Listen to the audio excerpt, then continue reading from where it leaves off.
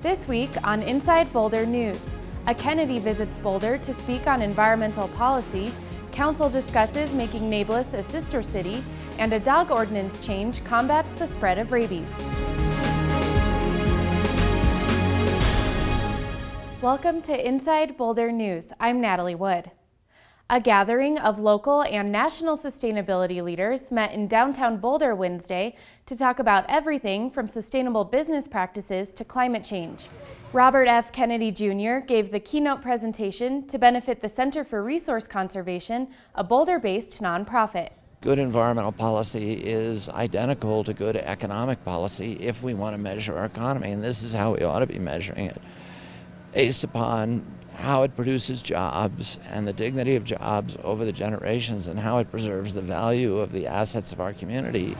It's always inspiring coming to Boulder. You know, there's a real sense of community here, and ultimately that's what environmental activism is. It's about how to make communities that give our children the same opportunities for dignity and enrichment and prosperity and good health as the communities that our parents gave us. The conference discusses sustainability trends on a macro level and aims to bring together the business community and environmental movement. 5 local businesses were awarded for their savings through the Energy Smart program at the event. Watch us next week and meet some of those award-winning businesses. City Council decided Monday night against establishing a sister city relationship with the Palestinian city of Nablus. The proposal was voted down 6-3. Volunteers had been working on the Boulder-Nablus Sister City project for 2 years, saying it could bridge cultures. But those opposed said Boulder shouldn't enter into the Middle East conflict. Several council members said they were concerned that backers were supportive of the government of Nablus, making the issue political rather than educational and cultural. But council members are encouraging supporters and opponents to keep working on ways to reach a solution. Visit the city's website for information on the Sister City program. Boulder's Civic area may be home to a performing arts center and a year-round market hall. Council approved the broad outlines of staff's proposal Tuesday, which includes removing the Park Central and New Britain buildings. The plan also maintains Boulder Creek as a natural corridor to a larger, more diverse park. The vision for the civic area that's come out of this great community process is really focused on what should this be for our community. How is it a place that really attracts people from throughout our community? And we talked about the term of productive collisions, sort of a place that farmers meet school children and meet artists who meet business people and meet local government people, and a place that really brings us together, and through those productive, creative collisions create something that's better and bigger than the sum of the parts.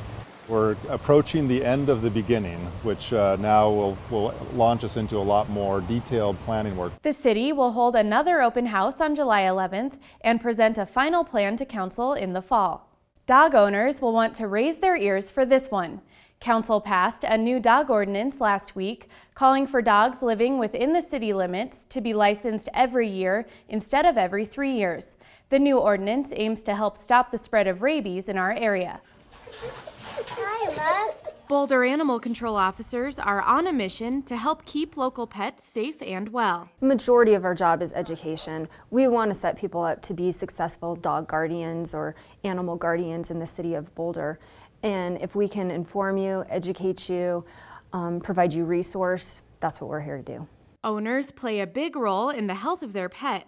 That starts with making sure animals are up to date on their vaccinations. Dogs within the city of Boulder must maintain a dog license, which is contingent on dogs being current on their rabies vaccinations. A change in the ordinance now requires dogs to renew their license every year instead of every 3 years. What we were finding is that many times vaccinations were lapsing with the 3-year license, and we wanted to ensure that those animals are remaining safe and vaccinated against the rabies virus. Once an animal gets rabies, there is no cure and they must be put down. Staying up to date on your vaccinations could be a matter of life or death for your pet.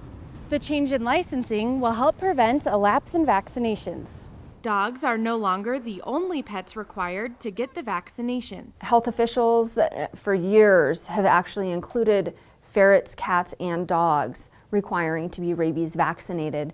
That was something we hadn't done, so this was our opportunity to enhance that.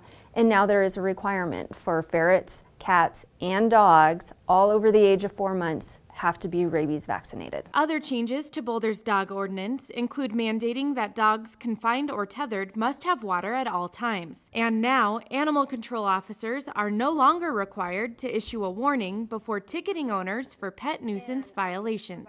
We ran into several cases in which animals were destroying neighbors' property, and our only recourse was to issue a warning. We have altered the ordinance, so in the event that property is damaged, we can go and issue a summons and request restitution for that property. 390 follow-up. 390. The new dog ordinance takes effect on July 4th. Visit bouldercolorado.gov for more information. From hiking to tubing down Boulder Creek, local kids have lots of ways to stay active in the summertime. But what about staying mentally active? The Boulder Public Library offers a summer reading program that's both fun and educational. Research shows that if kids read 20 minutes a day for at least 5 days each week, they go back to school at the same reading level or above instead of losing ground and the teachers having to catch them up. So we try and make it fun. So they're keeping track of how many minutes they read. Each time they come into the library, they get a special surprise. And the program's running through the first week of July, and then we have a variety of different programs available for them to come, some visiting authors, some music, some puppets, all kinds of fun things like that. For more on Dig Into Reading, visit the library's website. Thanks for watching Inside Boulder News. Stay in touch with us on Facebook and Twitter by submitting news tips and questions. You can also sign up to receive video updates right in your inbox. Just go to boulderchannel8.com and click on subscribe.